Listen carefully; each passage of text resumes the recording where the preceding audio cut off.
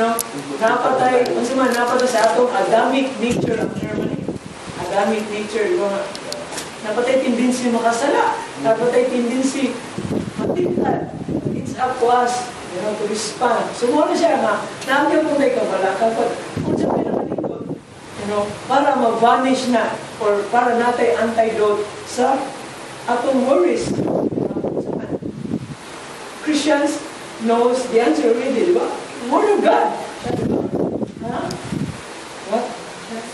Trust God. Yes, even the wisest person in the planet before is, ningon siya, salig sa Ginoo, ay salig sa imong kaugalingon. Amen? So, last Saturday sa among youth fellowship, sa among youth gathering, nag-showing me about faith. And, the kid was, letters to God. Kasi kita, letters to God rin. Wala pa?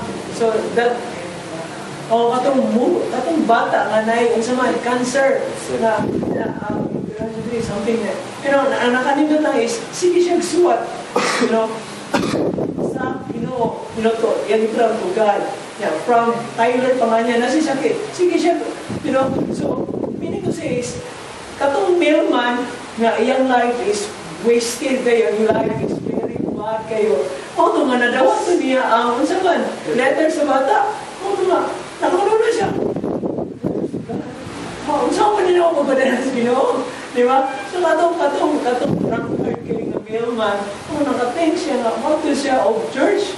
Oto, ang nakanindot guys is, talaga ang pamagis ni God, even sa life sa bata, ang katong mailman, nakustap. Namin ng bata, nahimo siyang instrument doon na katong mailman is na-repeat sa Ginoo. Actually, ang katong letter is mauto siya nag-represent sa atong faith. Nag-represent sa atong faith pa.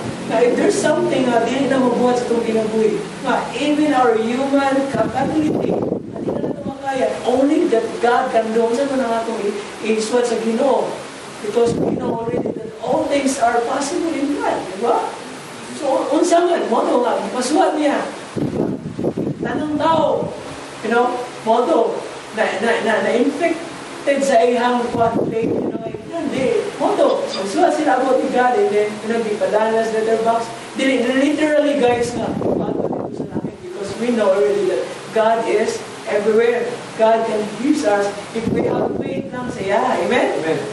So, mo na nga, nindot kayo. So, tanawan natin this Bible. This passage of, in the Bible. Nasa